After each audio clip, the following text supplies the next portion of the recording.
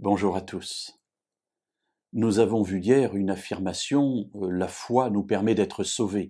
Et c'est vrai, bien entendu. Mais nous nous étions posé la question, qu'est-ce qu'avoir foi en Dieu? Et nous avions vu cet épisode où Jésus rencontre dans la synagogue de Capernaum un homme qui est possédé par un démon. Le démon interpelle Jésus et lui dit « Que nous veux-tu? Je sais qui tu es le Saint de Dieu. » Alors, si les démons savent qui est Jésus, si les démons savent qui est Dieu, qu'est-ce que la foi? Qu'est-ce que connaître Dieu? Voyons aujourd'hui une deuxième parole dans la Bible que nous trouvons dans la lettre que Jacques a écrite au chapitre 2 et au verset 19. Il dit aux croyants à qui il écrit « Tu crois qu'il y a un seul Dieu? Tu fais bien. Les démons le croient aussi. » Et ils tremblent. Ah, les démons le croient aussi. Bien sûr, croire qu'il y a un seul Dieu, c'est une bonne chose. Mais qu'est-ce que ça change dans ta vie? Voilà l'interpellation que Jacques nous pose. Qu'est-ce que ça change dans ta vie? Les démons croient aussi que Dieu existe. Et alors? N'oublions pas que les démons ne se posent jamais la question de savoir si Dieu existe ou pas. Nous nous posons cette question quand nous voyons le monde tel qu'il est, lorsque nous voyons les cataclysmes, les guerres, les injustices. Nous disons, mais si Dieu existe, pourquoi?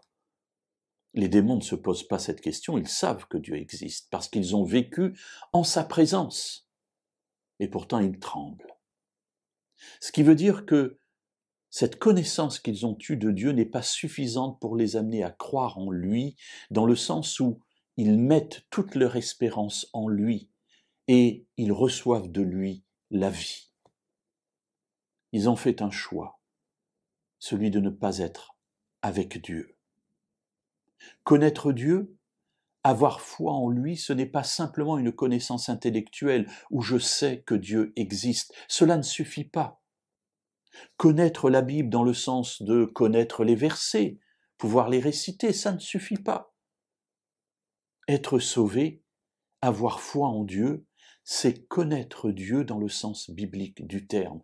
La connaissance de Dieu, c'est la relation la plus intime qui peut exister entre nous et lui. L'image qui en est donnée, c'est la connaissance d'un homme avec son épouse. Ce verbe est utilisé pour parler de la relation intime entre un homme et une femme.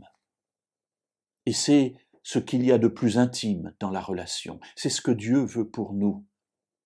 Il veut nous connaître intimement. Il veut que nous le connaissions intimement.